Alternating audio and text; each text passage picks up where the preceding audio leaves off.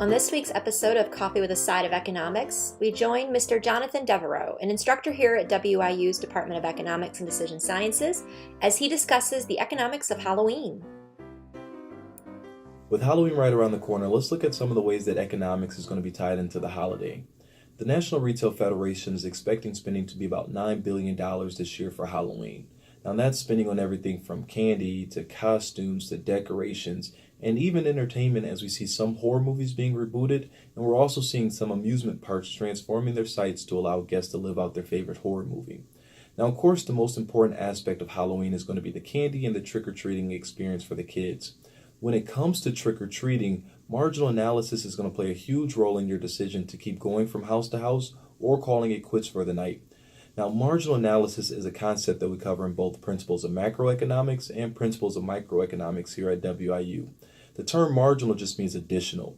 So when we're performing marginal analysis, if the marginal benefit, in this case the additional candy that you can get from going to one more house, if that outweighs the cost, then that means that you should do more of the activity or keep going to another house. Now, if you think that there is not a cost associated with trick-or-treating, now is a good time to remind you of the concept of the opportunity cost.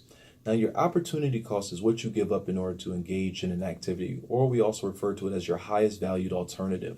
So by going from house to house, you give up the opportunity to be at home eating all of that candy. So there's always going to be a cost associated with something.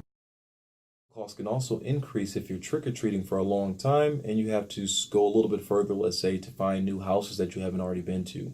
So eventually, while performing this marginal analysis, trick-or-treaters are going to get to a point where the marginal benefits are no longer outweighing the cost. So that's going to let them know that it's time to wrap it up. Now, for us as parents, we probably get to that point a little bit quicker than our kids do. Now, finally, if you really want to think like an economist, make sure to pick up next year's costumes the day after Halloween when everything goes on sale. Now, in markets, we know that when demand decreases, since shoppers are no longer looking for costumes to dress up for Halloween, prices are going to go down. Now, this can save you a little bit of money next year.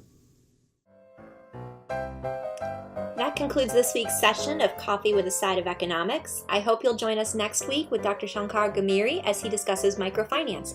Until then, have a great week.